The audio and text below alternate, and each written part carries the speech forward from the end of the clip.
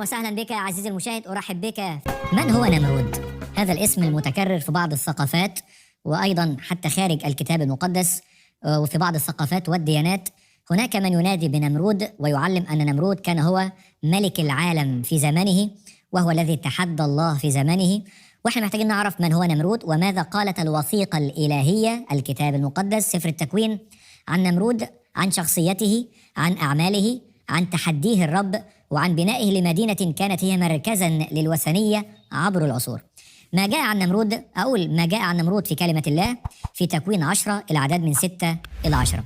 وبالمناسبة اللي يحب فيكم يعرف أصول الشعوب والأمم ينبغي أن يذهب إلى الكتاب المقدس، وبالتحديد إلى سفر التكوين أصحاح 10. خارج الكتاب المقدس لا يمكن أن تضع يديك على وثائق مؤكدة عن أصول الشعوب والأجناس، لكن اذهب إلى تكوين أصحاح 10. يقول: وبنو حام كوش ومصرايم وفوط وكنعان، وبنو كوش سبا وحويلة وسبتة ورعمة وسبتكة، وبنو رعمة شبا وددان. وكوش ولد نمرود الذي ابتدأ يكون جبارا في الأرض، الذي كان جبار صيد أمام الرب، لذلك يقال كنمرود جبار صيد أمام الرب. وكان ابتداء مملكته بابل وأرك وأكد وكلنا في أرض شنعار. دي أول إشارة تأتي عن نمرود، وهو سلالة حام. احنا عارفين أنه نوح بعدما خرج من الفلك أولاده الثلاثة سام وحام ويافث هم الذين عمروا الأرض. فنعرف أنه سام هو أبو قارة آسيا، ويافث أبو قارة أوروبا، أما حام فهو أبو قارة أفريقيا. وما كانش فيه حاجة واضحة قوي كده تقول لنا أصل الشعوب إن لم نتقابل مع كتاب الله ولا سيما سفر التكوين ونعرف أصول الشعوب والأجناس.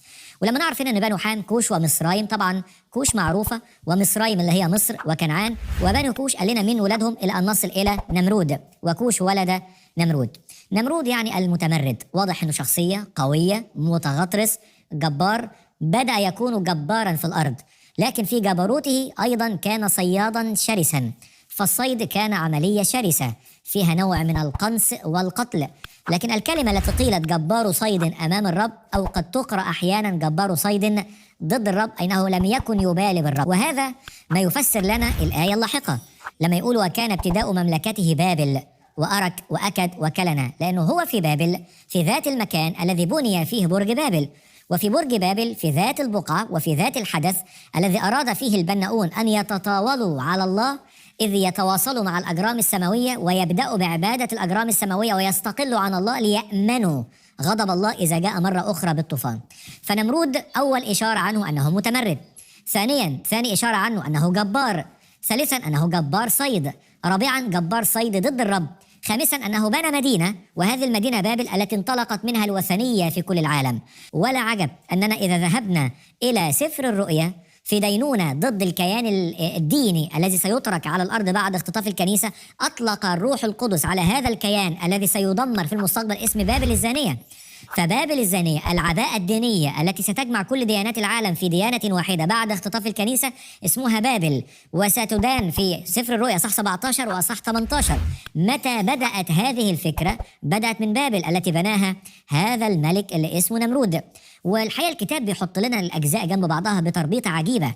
فإن كان هذا الشخص الصياد هو الذي بدأ بوضع بذرة هذا الكيان الديني العالمي اللي اسمه الوثنية، فلما الكتاب يقول عنه أنه جبار صيد ضد الرب، عايز يقول أن كل ديانة وثنية في العالم غرضها هو الاقتناس والصيد والقتل. ألم يقل المسيح: السارق لا يأتي إلا ليسرق ويذبح ويهلك، أما أنا فقط أتيت لتكون لهم حياة وليكون لكم أفضل. يا أحبائي، إن الشيطان السارق، إن الشيطان الصياد، إن الشيطان الذي اقتنص البشر لإرادته يريد أن يذبحهم، ونمرود كان هو الترجمة لهذا الشيطان. لكن جاء المسيح له كل المجد، وعندما جاء المسيح لم يأتي لكي يذبح لكن لكي يذبح، لم يأتي لكي يصطاد للهلاك، لكن جاء لكي يبذل نفسه فدية عن كثيرين. ألم يقل الكتاب عنه: من يؤمن بالابن فله حياة أبدية، والذي لا يؤمن بالابن لن يرى حياة بل يمكث عليه غضب الله. إن نمرود الذي كان جبار صيد أمام الرب أو ضد الرب، والذي بدأ ببناء بابل الوثنية هو صورة لكل، أو خلينا نقول هو الأصل لكل متعدي ديني عبر العصور إنما يتاجر بأجساد البشر. هناك من يتاجر بالدين، وهناك من يتاجر بالنفوس. هناك رجال دين يبحثون عن النفوس ويبحثون عن الأموال، يتاجرون بالنفوس لأجل الأموال، يذبحون النفوس، يغتصبون البشر. لكن الحقيقة المسيح له كل المجد هو الذي جاء لا لكي يأخذ لكن لكي يعطي، وهو الذي جاء لكي يبحث عن الهالكين ليهبهم الحياة، هو الذي جاء لا لكي يصطاد للهلاك لكن ينقذ للحياة الأبدية. يسوع الذي جاء يصنع خيرا ويشفي جميع المتسلط عليهم إبليس. أصلي من كل قلبي أن تكون قد هربت من دائرة سلطان نمرود والشيطان الحقيقي، وتتقابل مع المسيح المخلص الذي يعطيك حياة وحياة أفضل. والتقي بك في حلقة جديدة قادمة، والرب معك.